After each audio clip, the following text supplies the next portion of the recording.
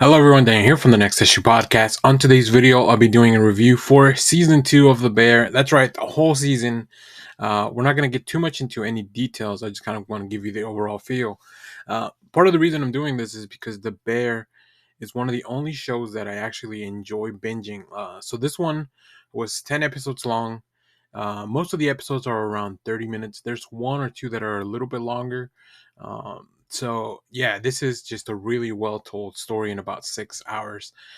So it was really interesting to binge. Really great to reconnect with a lot of these characters.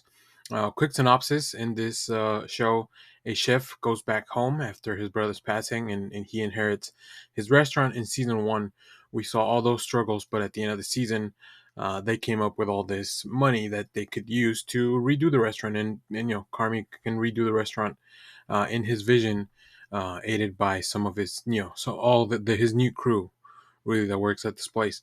So that's what season 2 is about, opening up this new restaurant, but also that comes with obviously a lot of challenges. This show was created by Christopher Storer, and it stars Jeremy Allen White as Carmen Berzato, Ivan Moss Barkin as Richie, Ao Edebiri as Sydney Adamu, who is the originally a sous chef that comes in to work at the restaurant with Carmi, but she now kind of co-runs the restaurant with him. Lionel voices Marcus, who is the baker. Lisa Colon Sayas as Tina, who is another chef that works at the restaurant. Abby Elliott as Natalie Sugar Bersato, that's Carmi's sister. Matthew Matheson as Neil Fack, who's with friend of the family. And Edwin, I guess Richie's kind of like their cousin, but he's not really related, which is a really interesting aspect of the show, the family aspect and the exploration of family dynamics. We also have Edwin Lee Gibson as Ibra, who is another cook at the restaurant. And finally, um, one of the highlights of the show for me, Oliver Platt as Uncle Jimmy. He is just such a fantastic actor, and in this role, like he's almost like the thing that grounds this really electric show. This show is kind of all over the place.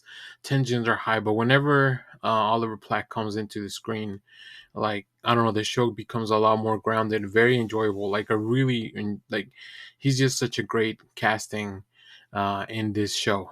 One of the things I enjoy the most. So let's talk about this season was really good. There's maybe a few things that are left a little bit unexplored or maybe a little bit on the downside, but these 10 episodes were very interesting to look at because we begin with the crew kind of trying to figure out what they're going to do, right, setting up their goal.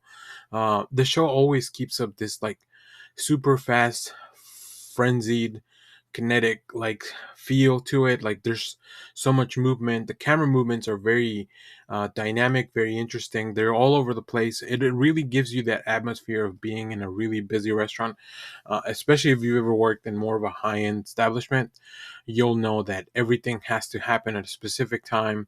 It's very well choreographed, and there's a lot of actually order within the chaos perceived by the outsiders, which is very much similar to the show, the themes of the show, right? There's a lot of order, or they're trying to achieve that order uh, amidst all this chaos that's kind of befallen on the family. So Carmi and the team realize that they don't have enough money, even though they ran into all that money that Mike was hiding for them, I guess. Uh, and now they have to go to Jimmy to help them really achieve what their vision. That's the first thing that they realize, and from there things kind of get set up, right? And everybody goes into like off on their own little directions. The first few episodes really serve to show some character growth, show how they're going to evolve in this second season. Sydney gets an episode where really looks for inspiration in her cooking, in her culinary dishes as she tries to develop a menu. Uh, we have an episode where Carmi has to face someone from his past, and that's an ongoing line really throughout the whole story. Like, more of a romantic connection, which we really hadn't explored in the show in season 1. Marcus goes off to train in Europe, which is one of my favorite episodes, probably of the season, if not my favorite. That's episode 4.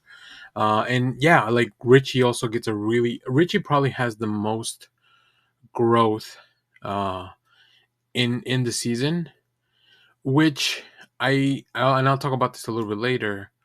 I don't want to say that it gets undone by the end of the season, but it does feel like we take a few steps back. There is one episode where we have a bit of a flashback and more of an exploration of Carmi and his family and a lot of the characters that we know that Carmi knew before going off to become, a chef, a very famous chef. We get some really cool guest stars throughout this whole season. They're really not show regulars. They're really just there for a few episodes or one episode, but they just bring uh, great performances. They just bring so much to the story and this world. They really build out this world. It must have been so cool to work on that episode. And once you get to it, you'll know it is the longest episode of the season, and so you'll know going in how much. I think you're gonna really enjoy the episode because it's very well crafted, but it is a very harsh episode as far as the tone and the themes that are touched. I think family is a very complicated thing to explore and navigate, especially, everyone has different circumstances. Family means different things to different people. So, like, this show really goes at a lot of those things and attacks them from many different sides. I really love that Abby Elliott as Natalie comes in as a show regular and just kind of becomes more of part of the crew. Right, she's the one of the only people that was not in really a lot in season one. She was there a little bit, but I feel like her character is a lot more important this season. Uh, Really, really fun stuff.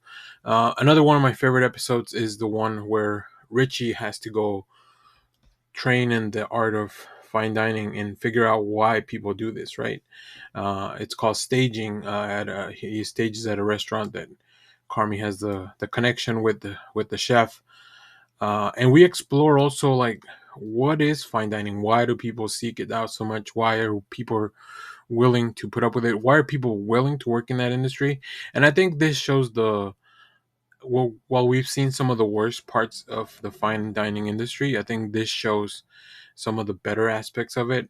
So it's a really nice balancing act of like showing both parts of everything.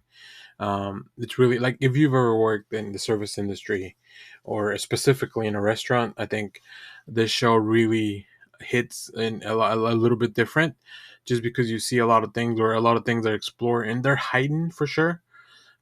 So very like the performances for the whole cast are amazing. Like, I do have a couple of not complaints, but just a little bit of a few gripes. I think there's a few characters that are a little bit underserved. Like while Tina gets a little bit of growth, she's never the focal point. I think her character is very interesting, and there were some scenes where like it felt like they were setting stuff up to kind of follow through, and they never really fully did. Ibra as well. So some of this more the supporting characters, they just don't get as much time as I maybe would have liked to have seen it. Now I know this is a very small compressed show, so it definitely makes sense. And then also the last episode, I feel like we went two steps forward, one step back with like where the story was going, and it's a little deflating. Even if the episode is good and the whole season is very good, like just the episode itself, it's a very deflating as the audience. Um, I'm sure the show will come back. I would not think that they would want to end things here, and maybe that's the reason the show ends the way it does. But we'll just have to wait and see. But yeah, overall, highly recommend this. If you can't binge it, I would recommend at least watching two in a row, so you really get the feel for it. Like I said, once you get to that large episode, probably you will need to take a little break because there's so much to process. And then, like I said, so many interesting guest stars. But yeah, great season of The Bear. One of my favorite shows on TV. It was one of my favorite shows. Season one was one of my favorite things of that year. So I was very excited for this one. I'm glad I finally was able to take the time to watch it. So if you've seen The Bear, let me know what you thought about it down in the comments. As always, thanks for watching, everyone. Remember to share, like, subscribe, hit the bell so you know when we go live. That is most Saturdays, 10 a.m. Central Standard Time. Stay tuned. We have more comic reviews, trailer reactions, TV recaps, all that fun stuff here in the channel. Thanks for watching, everyone.